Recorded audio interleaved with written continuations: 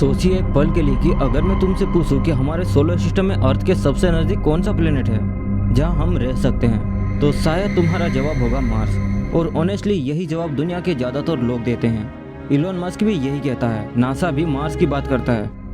लेकिन यार एक प्लेनेट है जिसे हम पूरी तरह से इग्नोर कर रहे हैं। एक प्लेनेट जो साइज में अर्थ जैसा है, ग्रेविटी में अर्थ जैसा है और सन से दूरी में भी अर्थ जैसा ही है, और वो प्लेनेट है वीनस। लेकिन वीनस के बारे में जब भी कोई बात करता है तो एक ही बात सुनने को मिलती है कि यह तो नर्क जैसा है, वहाँ कुछ भी नहीं हो सकता। लेकिन सबसे क्रेजी बात यह है कि कुछ साइंटिस्ट का मानना है कि वीनस पर आज से लाखों साल पहले शायद लाइफ एग्जिस्ट करती थी, और कुछ तो यह भी कह रहे हैं कि आज भी वीनस पर लाइफ एग्जिस्ट करती है। सुनकर पागलपन लग रहा है ना, लेकिन यही साइंस है। तो आज हम इसी सवाल का जवाब ढूंढेंगे, क्या हम वीनस को कॉलोनाइज कर सकते हैं? क्या वहाँ पहले कभी लाइफ थी और क्या आज भी वहाँ कुछ जी रहे हैं जो हमें अभी तक पता नहीं है? तो पहले समझते हैं कि वीनस है क्या और वह कैसा दिखता है।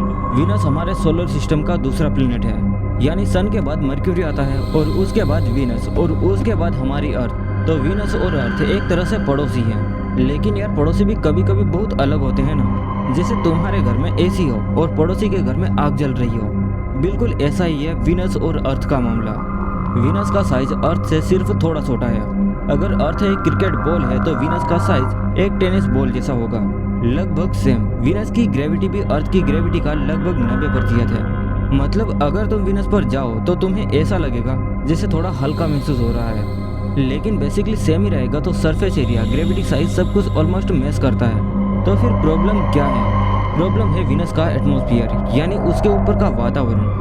और ये एटमॉस्फेयर इतना डेडली है कि अगर तुम बिना किसी प्रोटेक्शन के वीनस पर जाओगे तो तुम लिटरली कुछ ही सेकंड में 3 अलग अलग तरीकों से मर जाओगे, वो भी एक साथ में। और यहाँ मैं ड्रामेटिक होकर नहीं कह रहा हूँ, यह प्योर साइंस है। तो चलो समझते हैं कि वीनस का एटमॉस्फेयर आखिर इतना खतरनाक क्यों है। वीनस की सरफेस का टेम्परेचर है 465 डिग्री सेल्सियस से लेकर 500 डिग्री के करीब। अब 465 डिग्री को समझने के लिए एक सिंपल कंपेरिजन देखो। अगर तुम वीनस की सरफेस पर एक लैंड की रोड रखो तो वो रोड वहाँ पर पिघल जाएगी, क्योंकि लैंड 327 डिग्री पर पिघलता है और वीनस 465 डिग्री पर है।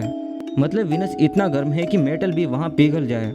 और सबसे इंटरेस्टिंग बात यह है कि यह टेम्परेचर रात को भी सेम ही रहता है, यानी वीनस पर रात होती है, वीनस घूमता है, सन की रोशनी बंद भी होती है, लेकिन टेम्परेचर जरा भी कम नहीं होता।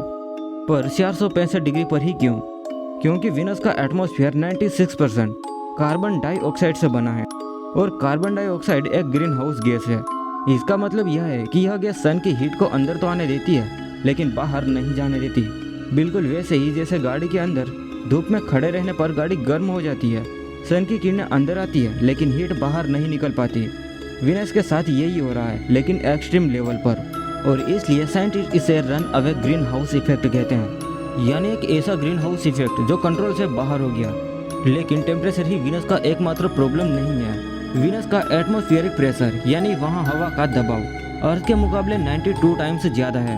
अब 92 टाइम्स प्रेशर को समझने के लिए सोचो कि अगर तुम समुद्र में डुबकी लगाते हो और 900 मीटर नीचे जाते हो तो उस गहराई पर जो वाटर का प्रेशर होगा, वही प्रेशर वीनस की सरफेस पर हवा का है जो 900 मीटर पानी के नीचे होता है। तो बेसिकली अगर कोई इंसान बिना किसी प्रोटेक्शन के वीनस की सरफेस पर जाए तो वो पहले प्रेशर से क्रैश हो जाएगा, फिर टेम्परेचर से जल जाएगा, और उसके बाद एटमॉस्फेयर में मौजूद सल्फ्यूरिक एसिड के बादल उसे डिसॉल्व कर देंगे।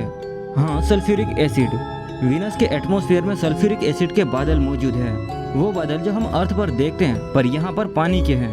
वीनस के बादल सल्फ्यूरिक एसिड के हैं, और यह एसिड इतना स्ट्रॉन्ग होता है कि अगर तुम अपनी उंगली इसमें डालोगे तो लिटरली गल जाएगी। अब समझ में आया ना कि साइंटिस्ट वीनस को हेल क्यों कहते हैं। यह सच में एक बर्निंग, क्रशिंग, एसिड रनिंग नर्क है। लेकिन यार अब आता है एक असली ट्विस्ट, जिस चीज़ की वजह से मैंने यह पूरी वीडियो बनाई है।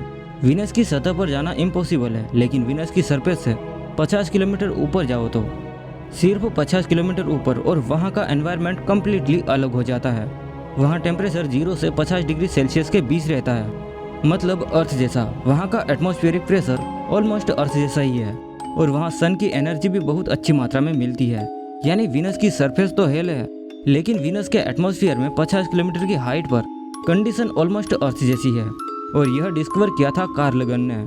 कार्ल लगन एक बहुत फेमस एस्ट्रोनॉमर थे, जिन्होंने 1967 में यह आइडिया दिया था कि वीनस के क्लाउड में ह्यूमन सिविलाइजेशन बना सकते हैं। और इसी आइडिया को आज साइंटिस्ट सीरियसली एक्सप्लोर कर रही है। नासा का एक प्रोजेक्ट है जिसका नाम है हेवॉक, यानी high altitude Venus operational concept. और इस प्रोजेक्ट में आइडिया यह है कि हम वीनस की सरफेस पर नहीं बल्कि उसके एटमॉस्फेयर में फ्लोटिंग सिटीज बनाएंगे, बादलों के बीच में हवा में तैरते हुए। तो यह फ्लोटिंग सिटी काम कैसे करेगी, इसे समझते हैं एकदम आसान भाषा में। सोचो एक बहुत बड़ा बलून, जैसे हम बर्थडे पार्टी पर बलून से देखते हैं, लेकिन उससे कहीं बड़ा एक स्टेडियम जितना बड़ा बलून। इस बलून के अंदर हम ब्रीदेबल एयर यानी सांस लेने लायक हवा भरेंगे, और यह ब्रीदेबल एयर वीनस के सल्फ्यूरिक एसिड वाले एटमॉस्फेयर से बहुत हल्की होगी, इसलिए यह बलून ऑटोमेटिकली ऊपर उठेगा और हवा में तैरेगा, बिल्कुल वैसे ही जैसे पानी में कोई हल्की सी तैरती है। और इस बलून के नीचे हम एक पूरी सिटीज बना सकते हैं, घर, लैब, खेती, सब कुछ। यह कॉन्सेप्ट एक्चुअली बहुत रेवोल्यूशनरी है, क्योंकि वीनस पर जो हवा है वह हमारी ब्रीदेबल एयर के मुकाबले बहुत भारी है। तो अगर हम एक सील्ड स्ट्रक्चर बनाएं जिसमें नॉर्मल एयर हो, तो वह स्ट्रक्चर ऑटोमेटिकली वीनस के एटमॉस्फेयर में 50 किलोमीटर की हाइट पर फ्लोटिंग करेगा। यह एग्जैक्टली वैसे ही काम करता है जैसे एक बोट पानी पर तैरती है, क्योंकि बोट के अंदर हवा होती है जो पानी से हल्की होती है। तो वीनस पर हमारी सिटी पानी पर नहीं बल्कि सल्फ्यूरिक एसिड के एटमॉस्फेयर पर तैरेगी। लेकिन अब एक बड़ा सवाल है कि अगर हम वीनस पर फ्लोटिंग सिटी बना भी लें तो वहाँ रहेंगे कैसे, खाना कहाँ से आएगा, पानी कहाँ से मिलेगा, ऑक्सीजन कहाँ से आएगी। तो इस सवालों के जवाब भी साइंटिस्ट ने सोच रखे हैं। पहले बात करते हैं ऑक्सीजन की। वीनस के एटमॉस्फेयर में कार्बन डाइऑक्साइड है, और हम एक प्रोसेस है जिसे इलेक्ट्रोलिसिस कहते हैं, उससे कार्बन डाइऑक्साइड को तोड़कर ऑक्सीजन बना सकते हैं। यह सेम प्रोसेस है जो हम पानी के साथ करते हैं। पानी H2O होता है और इलेक्ट्रोलिसिस से हम उसे हाइड्रोजन और ऑक्सीजन में तोड़ देते हैं। वीनस पर हम CO2 यानी कार्बन डाइऑक्साइड को कार्बन और ऑक्सीजन में तोड़ देंगे, तो ऑक्सीजन का सॉल्यूशन है। अब बात करते हैं पानी की।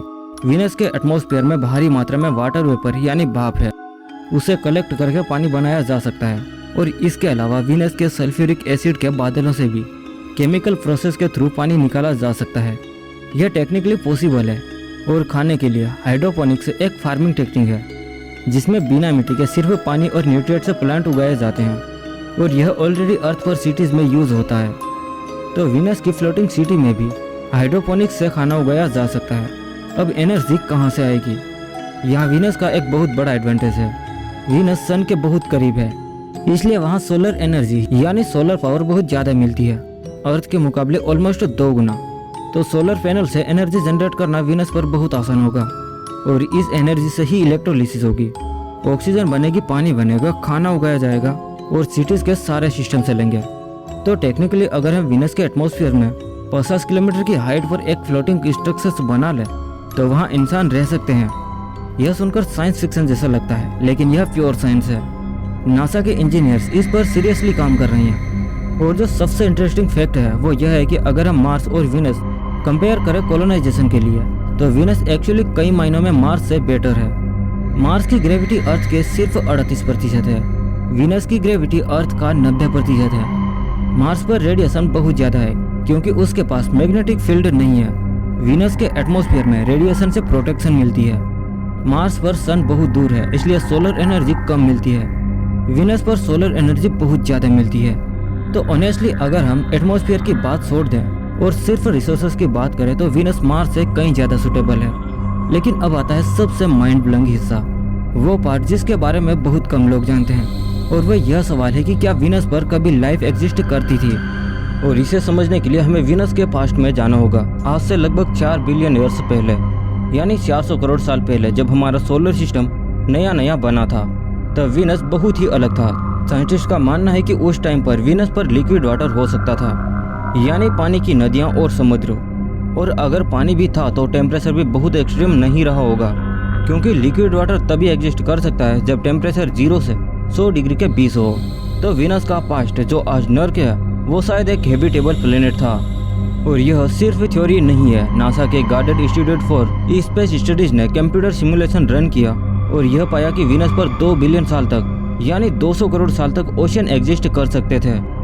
200 करोड़ साल तक। इतने समय में अर्थ पर बैक्टीरिया से लेकर डायनासोर तक इवॉल्व हो गए थे। तो वीनस पर इतने समय में कोई ना कोई लाइफ फॉर्म जरूर डेवलप हो सकती थी। लेकिन फिर क्या हुआ? वीनस का यह खूबसूरत पास्ट कहाँ गया? और यहाँ आती है एक बहुत ही दुखद और ड्रामेटिक कहानी। वीनस पर जो run away green house effect हुए वो शायद एक मैसिव वोल्केनिक एक्टिविटी की वजह से हुई थी। यानी वीनस पर बहुत बड़े पैमाने पर वोल्केनोस फटे, एक के बाद एक और लाखों सालों तक। और इन वोल्केनोस से इतना कार्बन डाइऑक्साइड एटमॉस्फेयर में गया कि टेम्परेचर बढ़ने लगा। टेम्परेचर बढ़ने से ओशन का पानी इवेपोरेट होने लगा। वाटर वेपर भी एक ग्रीन हाउस गैस है, तो जैसे जैसे पानी भाप बनकर एटमॉस्फेयर में गया टेम्परेचर और बढ़ने लगा, और जैसे जैसे टेम्परेचर बढ़ा और पानी भाप बना, यह एक विशियल साइकिल बन गया, एक ऐसा चेन रिएक्शन जो एक बार शुरू हुआ तो रुका ही नहीं।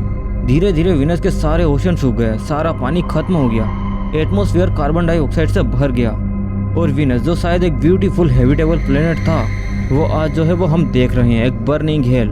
और अगर वीनस पर जो लाइफ थी वो इस कैटास्ट्रोफी से खत्म हो गई थी, तो यह यूनिवर्स की सबसे बड़ी ट्रेजेडी में से एक है।